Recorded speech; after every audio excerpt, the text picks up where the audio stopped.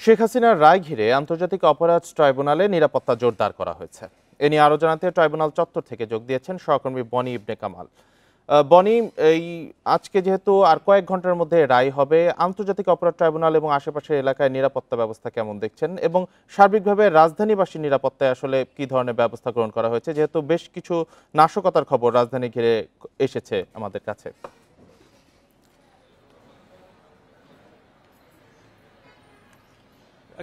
ক্ষমতাচ্যুত প্রধানমন্ত্রী শেখ হাসিনার বিরুদ্ধে যে মামলাগুলো ছিল তার মধ্যে অন্যতম একটি মামলা প্রথম রায় হতে যাচ্ছে আজকে, এবং সেই কারণে আমরা দেখতে পাচ্ছি পুরো রাজধানী জুড়েই যে নিরাপত্তা ব্যবস্থা সেটি জোরদার করা হয়েছে। তবে হাইকোর্ট এবং এই ট্রাইব্যুনাল এলাকায় বা ট্রাইব্যুনাল চত্বর এর আশেপাশের যে নিরাপত্তা ব্যবস্থা সেটি কিন্তু অনেকটাই বেশি বাড়ানো হয়েছে। আমরা যেমনটি দেখেছিলাম গত রোববার, আজকেও কিন্তু প্রায় তেমনটি দেখা যাচ্ছে। আমি যদি আপনাকে একটু দেখাতে চাই, আপনি নিশ্চয়ই দেখতে পাচ্ছেন যে আমরা কিন্তু দেখতে পাচ্ছি যে এই হাইকোর্টের যে মাজার রোডের গেটটি রয়েছে, অর্থাৎ মাজারের পাশেই তো ট্রাইব্যুনাল, সেই জায়গাতে আমরা দেখতে পাচ্ছি যে ব্যাপক পরিমাণে পুলিশ, বিজিবি এবং সেনা সদস্যদের কিন্তু মোতায়েন করা হয়েছে নিরাপত্তা নিশ্চিতের জন্য।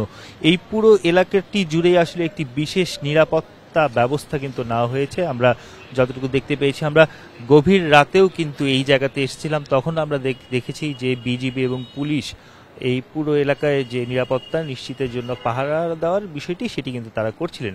এবং আমি যদি আপনাকে একটু জানিয়ে রাখতে চাই, এই যে মাজার গেট যেটি রয়েছে হাইকোর্টের, সেখান থেকে দোয়েল চত্বরের দিকে যাওয়ার যেই সড়ক, সেই সড়কের দুটি পাশে কিন্তু বন্ধ করে দেওয়া হয়েছে, অর্থাৎ কোনো ধরনের যানবাহন চলাচল করতে পারছে না।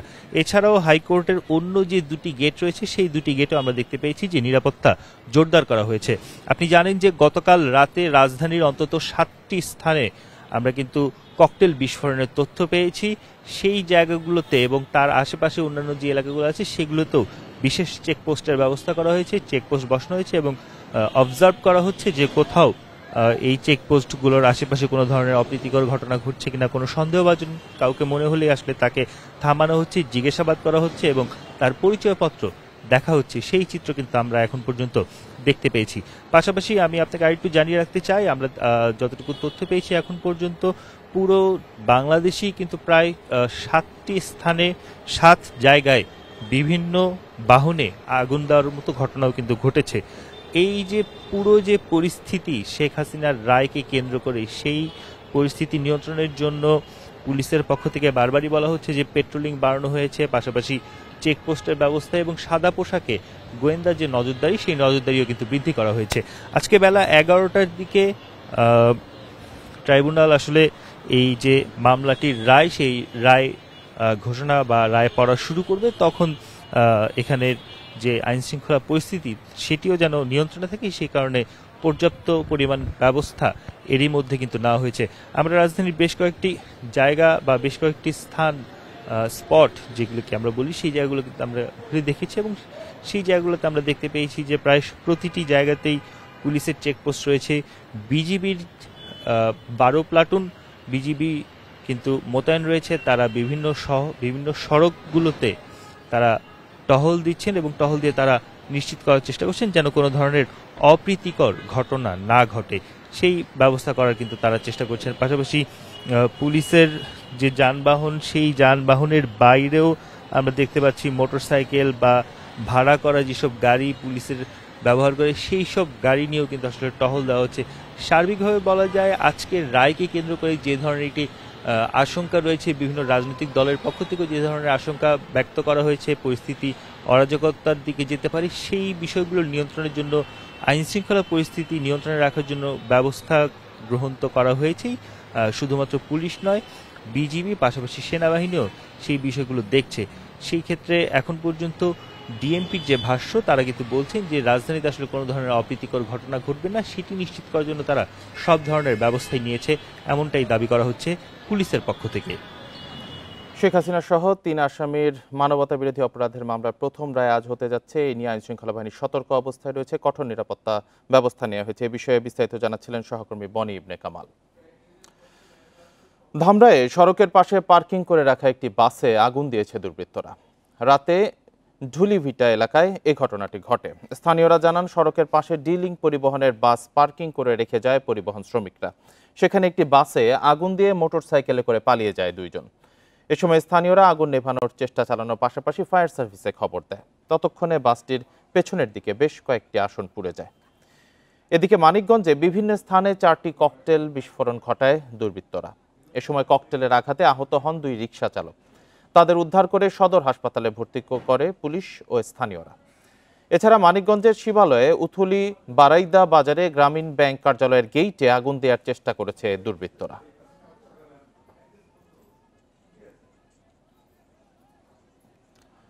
রাজধানীতে ককটেল হামলা ও যানবাহনে অগ্নিসংযোগ ঠেকাতে প্রয়োজন হলে হামলাকারীদের উপর গুলির নির্দেশ দিয়েছেন ঢাকা মহানগর police DMP commissioner Sheikh Mohammad Sajjad Ali. রোববার বিকেলে বেতার বার্তায় ডিএমপির মাঠ পর্যায়ে নিযুক্ত পুলিশ সদস্যদের এমন নির্দেশ দেন কমিশনার। ডিএমপির মিডিয়া বিভাগের ডিসি মোহাম্মদ তালেবুর রহমান জানান, ওয়্যারলেসে বলা হয়েছে, যে কেউ বাসে আগুন দিলে, ককটেল বিস্ফোরণ ঘটিয়ে জীবনহানির চেষ্টা করলে তাকে গুলি করতে হবে। আইনেই এমন ধারা আছে বলেও দাবি করেন তিনি। সোমবার ক্ষমতাচ্যুত সাবেক প্রধানমন্ত্রী শেখ হাসিনার বিরুদ্ধে দায়েরকৃত মানবতা বিরোধী অপরাধের মামলার রায় ঘোষণা করবেন আন্তর্জাতিক অপরাধ ট্রাইব্যুনাল।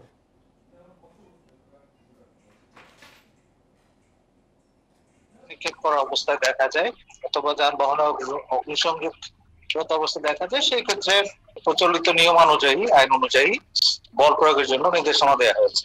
গুলিও করতে পারে, পুলিশ সর্বোচ্চ বল প্রয়োগটা করতে পারে। এটা ওয়্যারলেস অধীনস্থদের নির্দেশনা দেওয়া হয়েছে। জুলাই অভ্যুত্থানে পদচ্যুত প্রধানমন্ত্রী শেখ হাসিনা সহ 3 আসামির মানবতা বিরোধী অপরাধের মামলার রায় ঘিরে বিশৃঙ্খলা ঠেকাতে প্রস্তুত আইনশৃঙ্খলা বাহিনী। রাজধানীবাসীর নিরাপত্তায় বাড়তি সতর্ক পুলিশ। রায় ঘোষণার আগেই আন্তর্জাতিক অপরাধ ট্রাইব্যুনাল ও উচ্চ আদালতের আশেপাশে সভা সমাবেশ সাময়িক নিষিদ্ধ করেছে ডিএমপি। ক্ষমতাচ্যুত স্বৈরশাসক শেখ হাসিনা, পলাতক স্বরাষ্ট্রমন্ত্রী আসাদুজ্জামান খান ও সাবেক আইজিপি চৌধুরী আব্দুল্লাল মামুনের মানবতাবিরোধী অপরাধের মামলার রায় সোমবার। এর আগে গত বৃহস্পতিবার এই মামলার রায়ের তারিখ ঘোষণার দিন কার্যক্রম নিষিদ্ধ আওয়ামী লীগ ঢাকা লকডাউনের ডাক দেয়। রাজধানীর বিভিন্ন জায়গায় ককটেল বিস্ফোরণ ও যানবাহনে আগুন দেওয়ার অভিযোগে দলটির কয়েকজন নেতাকর্মীকে গ্রেপ্তার করে পুলিশ। রায় ঘোষণাকে কেন্দ্র করে যে কোনো ধরনের বিশৃঙ্খলা ঠেকাতে সারা দেশে আইন শৃঙ্খলা বাহিনীকে সতর্ক থাকার নির্দেশ দিয়েছে স্বরাষ্ট্র মন্ত্রণালয়। আমার বাহিনীগুলো কিন্তু সবাই ওরকম ভাবে প্রস্তুত আছে, আমরা সবাই প্রস্তুত আছি। রায়ের মাননীয় কি বলে ট্রাইব্যুনাল কি রায় দেয় তা আমরা তো জানি না, বাট রায় যাই দেয় তাদের কার্যকরী হবে এবং এবং জনগণ এবং যার এই হেতু সবাই এটা মেনে নিবে। আর রাজধানীর সার্বিক নিরাপত্তায় পুলিশের প্রয়োজনীয় প্রস্তুতির কথা জানান ডিএমপির মুখপাত্র। রাজধানীর সার্বিক নিরাপত্তার জন্য ঢাকা মেট্রোপলিটন পুলিশের পর্যাপ্ত প্রস্তুতি রয়েছে এবং যে কোনো ধরনের থ্রেট মোকাবেলা করার জন্য কিন্তু আমাদের সেই সক্ষমতা রয়েছে। আমরা নগরবাসীকে একটা বিষয় নিয়ে আশ্বস্ত করতে চাই যে বা যারাই নগরের শান্তি শৃঙ্খলা বিনষ্ট করার চেষ্টা করবে না কেন, সেটা আমরা কঠোর হাতে দমন করবে। ইতোমধ্যে আন্তর্জাতিক অপরাধ ট্রাইব্যুনাল ও উচ্চ আদালত এলাকায় সব ধরনের সভা সমাবেশ এবং গণজমায়েত নিষিদ্ধ করেছে Dhaka metropolitan police. Sajjad Hossain, independent news, Dhaka. ত্রয়োদশ সংসদ নির্বাচনে 1/3 নতুন প্রার্থী মনোনয়ন দিয়েছে বিএনপি। 237 জনের যে তালিকা ঘোষণা করা হয়েছে তা বিশ্লেষণে দেখা যায় প্রথমবার ভোটে লড়বেন 96 জন। তাদের মধ্যে 86 জনই তরুণ। দলের জ্যেষ্ঠ নেতারা বলছেন, যোগ্যতা ও জয়ের সম্ভাবনা দেখেই মনোনয়ন দেওয়া হয়েছে তরুণ প্রার্থীদের। নওগাঁ 3 আসনে বিএনপির মনোনয়ন পেয়েছেন ফজলে হুদা বাবুল। এবারই প্রথম নির্বাচনে লড়ছেন তিনি। ভোটের মাঠে নতুন হলেও রাজনীতিতে সক্রিয় দীর্ঘদিন। মহাদেবপুর বাদলগাছির জনগণের সমর্থন নিয়ে জয়ের ব্যাপারে আশাবাদী বাবুল। রাজনীতিতে আমি পুরাতন, হ্যাঁ বিএনপির মনোনীত প্রার্থী হিসেবে, ধানের শীষের প্রার্থী হিসেবে আমি নতুন। আমি জনগণের সাথে ছিলাম, পাশে ছিলাম, কোভিডের সময় ছিলাম, বন্যার সময় ছিলাম, বিভিন্ন সামাজিক অনুষ্ঠানে ছিলাম। এই আসনটা বিএনপিরই ঘাঁটি এবং আমি কোনো চ্যালেঞ্জ, সেরকম কঠিন চ্যালেঞ্জ দেখছি না। আমার মনে হয় একটা ল্যান্ডস্লাইড ভিক্টোরির দিকে আমরা এগিয়ে যাচ্ছি। বাবুলের মতো প্রথমবার জাতীয় নির্বাচন করতে যাচ্ছেন আরও ৯৫ নেতা। জনসমর্থন পেতে নিয়মিত গণসংযোগে ব্যস্ত তারা। দল আমাকে প্রথমবারের মতন এখানে নমিনেশন দিয়েছেন। আশা করছি যে আমরা খুব সহজে এখানে বিজয় অর্জন করতে পারবো। ২৩৭ আসনের জন্য বিএনপির মনোনীত প্রার্থীদের মধ্যে ৮৬ জনই তরুণ। নানা প্রতিশ্রুতি নিয়ে যাচ্ছেন নির্বাচনী এলাকায়।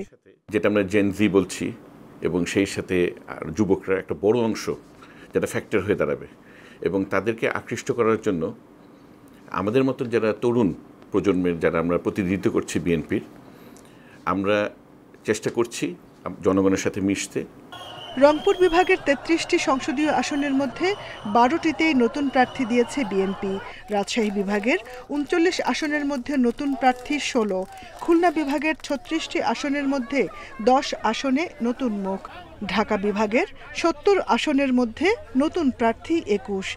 বিএনপি তরুণ এবং পুরান সকল মিলে বিএনপি ৮৩ জনের মতো তরুণ প্রার্থী বা ৮০ জন। যাই হোক, এর মধ্যে তো আরও বেশিও হওয়ার কথা, কোনো অসুবিধা নেই। এখানে এই দলটা তরুণ এবং বয়োজ্যেষ্ঠ মিলেই দলটা, অতএব সেইভাবেই যেখানে যেই আসনে উপযুক্ত, যার পাশ করার সম্ভাবনা বেশি, সেইভাবে কিন্তু চয়েস করা হয়েছে। তরুণরা নির্বাচিত হয়ে সংসদে গেলে রাজনীতিতে ইতিবাচক পরিবর্তনের সম্ভাবনা দেখছেন বিএনপির জ্যেষ্ঠ নেতারা। আগামী ফেব্রুয়ারি মাসে ধানের শীষ মার্কায় ভোট দিয়ে। Jahanara Parvin, independent news, Dhaka. PR পদ্ধতিতে নির্বাচিত হয়ে যারা এমপি হবেন তারা জনগণের নন, দলের এমপি হবেন বলে মন্তব্য করেছেন বিএনপির স্থায়ী কমিটির সদস্য খন্দকার মোশাররফ হোসেন। রোববার বিকেলে কুমিল্লার দাউদকান্দিতে বিএনপির সমাবেশে তিনি এ মন্তব্য করেন। খন্দকার মোশাররফ বলেন, সংখ্যানুপাতিক প্রতিনিধিত্বের মতো নানা অজুহাতে নির্বাচন বানচাল ও বিলম্বিত করার ষড়যন্ত্র চলছে। যে কোনো ষড়যন্ত্র মোকাবেলা করতে সবাইকে অনুরোধ করেন তিনি। একই সাথে সবাই যেন ভোট দিতে পারে সেভাবে দলকে সংগঠিত করার আহ্বান জানান মোশাররফ। আরও বলেন, এরই মধ্যে সরকার গণভোট এবং সংসদ নির্বাচন একদিনে করার ঘোষণা দিয়েছে। বিএনপি এই সিদ্ধান্তকে সমর্থন করে বলেও জানান খন্দকার মোশাররফ হোসেন।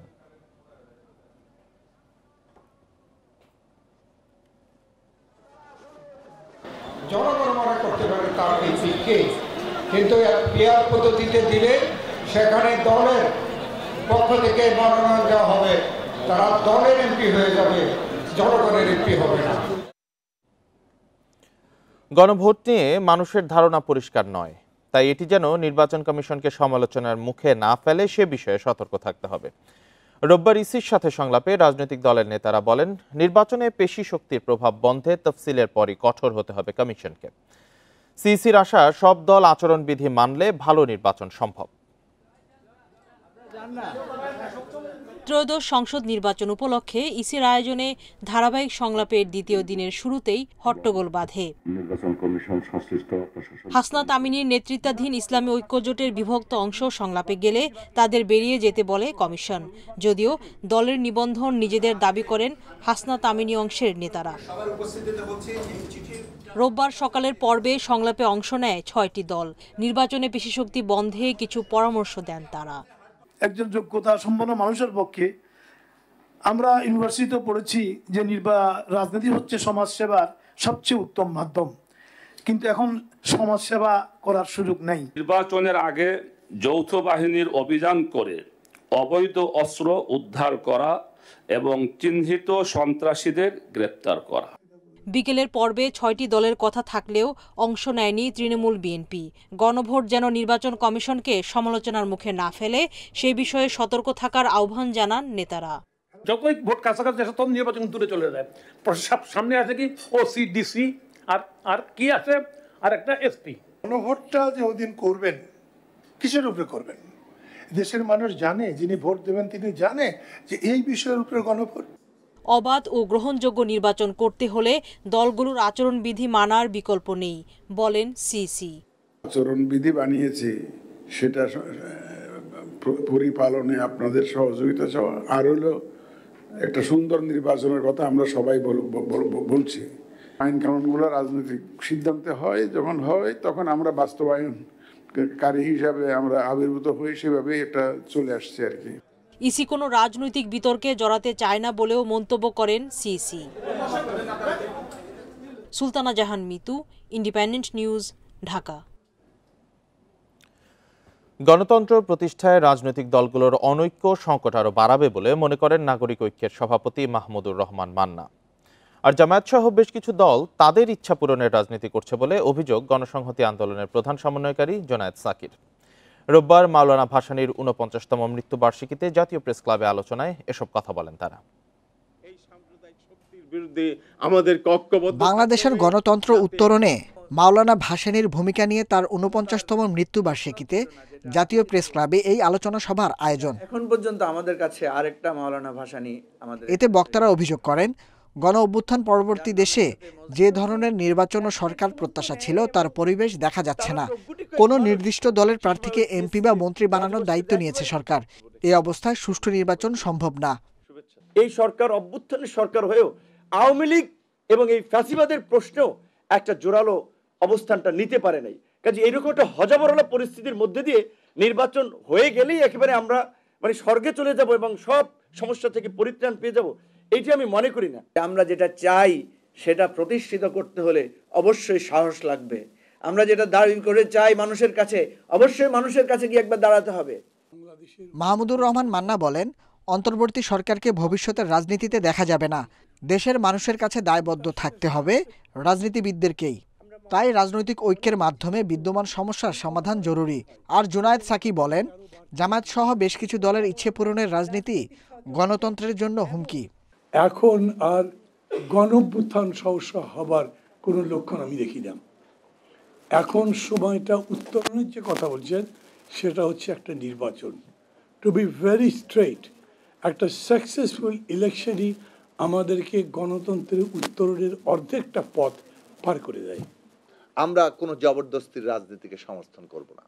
আমরা মনে করেছি যে ন্যূনতম জাতীয় ঐক্যমত্যের ভিত্তিতে আমাদের এই গণতান্ত্রিক উত্তরণটা করতে হবে এবং সেই লক্ষ্যে আমরা আমাদের দল এবং গণতন্ত্র মঞ্চ আমরা সর্বদা এই ক্ষেত্রে আমাদের অঙ্গীকারকে সবসময় স্পষ্ট রাখতে। ভবিষ্যতে ন্যায় বিচার ও রাজনৈতিক ব্যবস্থা প্রতিষ্ঠা করতে না পারলে ফ্যাসিবাদ বারবার ফিরে আসার আশঙ্কাও করছেন বক্তারা। Nahid Kamal, independent news, Dhaka. অর্থ আত্মসাৎ ও ভয়ভীতি দেখানোর অভিযোগে ভাটারা থানার মামলায় অভিনেত্রী মেহজাবিন চৌধুরী ও তার ভাই আলিশান চৌধুরীকে জামিন দিয়েছে আদালত। রোববার ঢাকা নির্বাহী ম্যাজিস্ট্রেট আদালত ৩-এর বিচারক আফরোজা তানিয়া এই জামিন আবেদন মঞ্জুর করেন। ৩রা নভেম্বর এই মামলায় আদালতে হাজিরের দিন থাকলেও মেহজাবিন না যাওয়ায় গ্রেপ্তারি পরোয়ানা জারি হয়।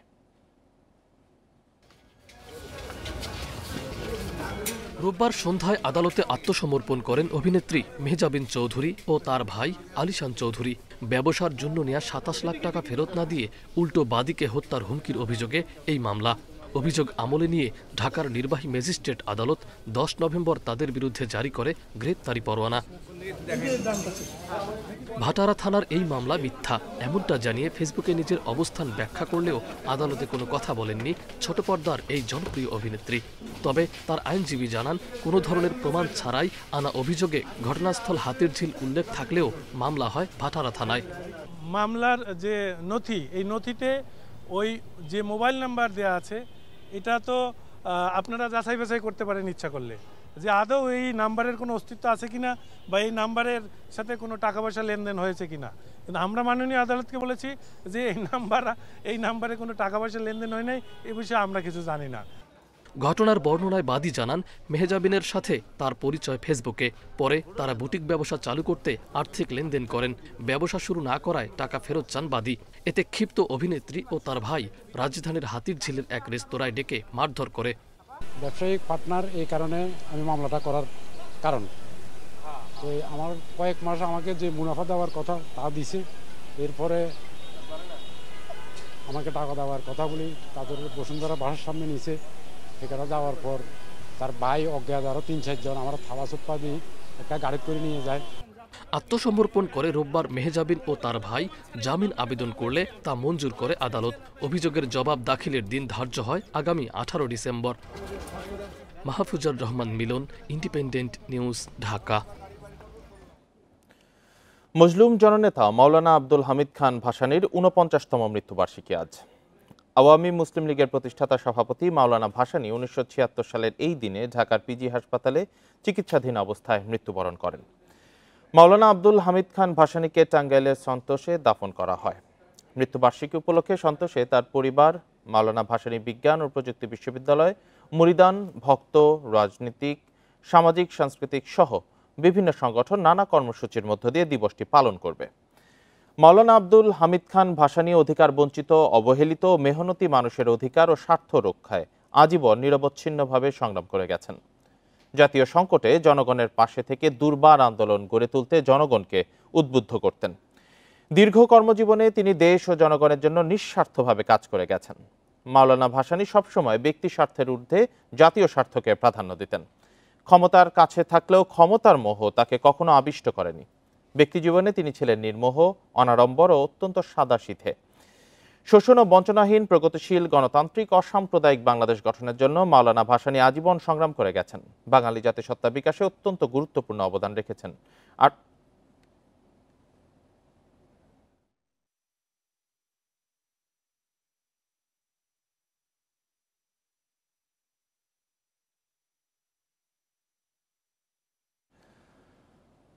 রাজনৈতিক অস্থিরতায় দেশের ব্যবসা বাণিজ্যে অনিশ্চয়তা কাটছে না। রপ্তানি বাণিজ্যে ধীর গতি, বিনিয়োগও প্রায় স্থবির। কারখানায় জ্বালানি সমস্যার পাশাপাশি ডলার সংকটও রয়েছে। এমন পরিস্থিতিতে অর্থনৈতিক পুনরুদ্ধার অসম্ভব হয়ে পড়বে বলে আশঙ্কা ব্যবসায়ীদের। সংকট সমাধানে সমন্বিত উদ্যোগ নেয়ার তাগিদ ব্যবসায়ীদের। বেসরকারি খাতে নতুন বিনিয়োগ কমে যাওয়ায় ঋণ প্রবৃদ্ধি ৬.২৯% নেমেছে, যা গত ৪ বছরের মধ্যে সবচেয়ে কম। তারল্য সংকটে নতুন ঋণপত্র খুলতে সমস্যায় পড়ছেন উদ্যোক্তারা। রপ্তানি উন্নয়ন ব্যুরোর তথ্য বলছে, আগস্ট থেকে অক্টোবর পর্যন্ত টানা ৩ মাস রপ্তানি কমেছে। ঋণের উচ্চ সুদহার বিনিয়োগের সবচেয়ে বড় বাধা। সব মিলিয়ে স্বস্তি মিলছে না অর্থনীতিতে। এইভাবে যদি চলতে থাকে তাহলে আমি মনে করি যে যেভাবে জনগণের একটা ক্রয় ক্ষমতা ছিল সেটা কমে যাবে, এবং ক্রয় ক্ষমতা যদি কমে যায় তাহলে আমাদের অর্থনীতির টোটাল যে প্রবৃদ্ধি আছে, প্রবৃদ্ধি আপনার খুব নিম্নমানে চলে আসবে, এবং এখানে আমার ধারণা যে 4-এর নিচে চলে আসতে পারে। ব্যবসায়ীরা বলছেন, বর্তমানে বৈশ্বিক সংকট ও দেশের রাজনৈতিক পরিস্থিতির কারণে কঠিন সময় পার করতে হচ্ছে। শ্রমিক আন্দোলন, কারখানা বন্ধের মতো বড় প্রতিবন্ধকতার মুখে শিল্প খাত। দেশি বিদেশি বিনিয়োগকারীদের আস্থা ফেরাতে নির্বাচন কেন্দ্রিক অনিশ্চয়তার দ্রুত সমাধান চান তারা। রাজনৈতিক অনিশ্চয়তা কাটলে অর্থনীতিতেও গতি আসবে বলে মনে করেন বিশেষজ্ঞরা। আপনারা দয়া করে বাংলাদেশের পরিস্থিতি বিবেচনা করে দ্রুত নির্বাচনের ব্যবস্থা করুন। একটা নির্বাচনী সরকারের হাতে দায়িত্বটা হস্তান্তর করে দিয়ে আমাদেরকে নিরাপত্তা দেন, আমাদেরকে ব্যবসা করার মতো একটা এনভায়রনমেন্ট দেন। আমরা ব্যবসা করতে আসছি, আমরা ব্যবসা করতে আমাদেরকে সুযোগ দেন। শুধু সততা দিয়েই রাষ্ট্র প্রতিষ্ঠিত হবে বিষয়টা তা না। মানুষের পারসেপশন হচ্ছে একটা দেশ রাজনীতি দ্বারা পরিচালিত হয়, অতএব রাজনৈতিক সরকার প্রতিষ্ঠার মাধ্যমে অর্থনৈতিক যে ঘুরে দাঁড়ানোর কথা ভাবছি সেই ঘুরে দাঁড়ানোটা সম্ভব বলে আমি মনে করি। নির্বাচিত সরকার ক্ষমতা এলে টেকসই অর্থনীতির জন্য দীর্ঘমেয়াদী পরিকল্পনার পরামর্শ ব্যবসায়ী ও অর্থনীতিবিদদের। Shahid Ahmed, independent news, Dhaka. খুলনার টুটপাড়া খালপাড় এলাকায় একটি বাড়ি থেকে নানি ও নাতি নাতনির মরদেহ উদ্ধার করেছে পুলিশ। পরিবারের দাবি, জমি নিয়ে বিরোধের জের ধরেই তাদের হত্যা করা হয়েছে। প্রাথমিকভাবে পুলিশ বলছে, ইট দিয়ে আঘাত করে হত্যা করা হয়েছে 3 জনকে। হত্যাকারীদের ধরতে অভিযান অব্যাহত রয়েছে।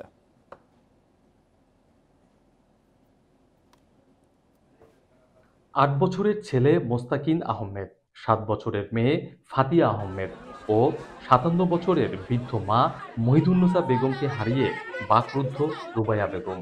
রামপালের এসিল্যান্ড অফিসে চাকরি করেন তিনি। রোববার সকালে ছেলে মেয়ে ও মাকে রেখে অফিসে যান। বাসায় ফিরে দেখেন তাদের মরদেহ।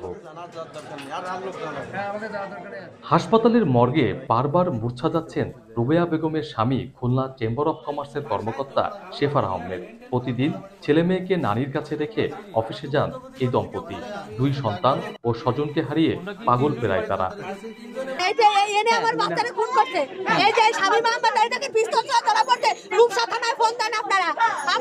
রূপসা থানায় ফোন দেন, আপনারা রূপসা থানায় ফোন দেন, আপনারা এনার নামে থানায় জিডিও করাতে, আপনারা রূপসা থানায় ফোন দেন। আমরা পিছনে আমাদের 4টে ঘরের শেষের ঘরে মুরগি পুষি, তো ওইখানে গেছি, যাই দেখি 3 জন এরকম, আমার শাশুড়ি আমার 2 বাচ্চারে কুপে বেলায় রেখে গেছে।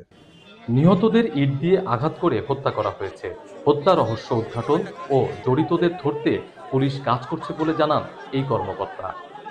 রক্তমাখা ইট আমরা দেখতে পাচ্ছি, যেটি আমরা মনে করতেছি হয়তোবা ইটের আঘাত, ইট দিয়ে মাথার পিছনে আঘাত করা হয়েছে। তো রহস্য উদ্ঘাটন করব, এর সঙ্গে জড়িতদের দ্রুততম সময় আইনের আওতায় নিয়ে এসে আইনানুগ ব্যবস্থা গ্রহণ করব। নৃশংস এই হত্যাকাণ্ড এলাকায় চাঞ্চল্য সৃষ্টি করেছে। দ্রুত হত্যাকারীদের আইনের আওতায় আনার দাবি স্থানীয়দের। অভিজিৎ পাল, ইন্ডিপেন্ডেন্ট নিউজ, খুলনা।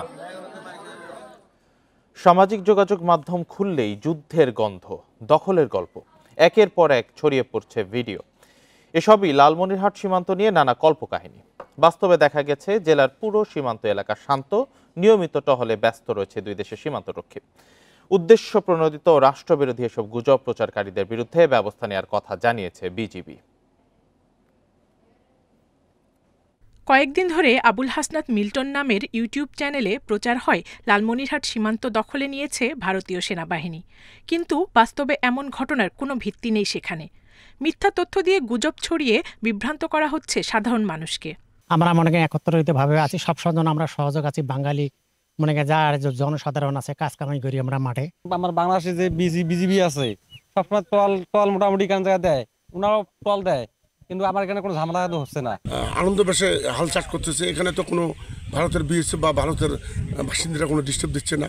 2 দেশের বাহিনীকে ঘিরে বানানো গল্প ভাসছে ফেসবুক, ইউটিউবে। একটি মহল পরিকল্পিতভাবে বিভ্রান্তিকর তথ্য দিয়ে ছড়াচ্ছে আতঙ্ক।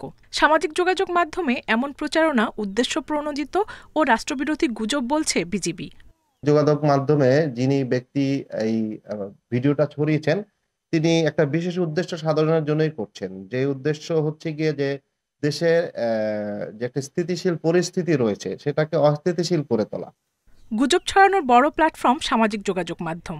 রাষ্ট্রের গুরুত্বপূর্ণ বিষয় যাচাই বাছাই ছাড়া মন্তব্য করা বিপজ্জনক।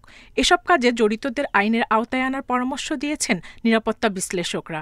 গুজব এবং উদ্দেশ্য প্রণোদিত বিষয়, কেননা উভয় সীমান্তে বিজিবি এবং বিএসএফ এর অত্যন্ত পেশাদার বাহিনী রয়েছে এবং তারা সুনির্দিষ্ট প্রোটোকলের মাধ্যমে তাদের কার্যক্রম পরিচালিত হয়।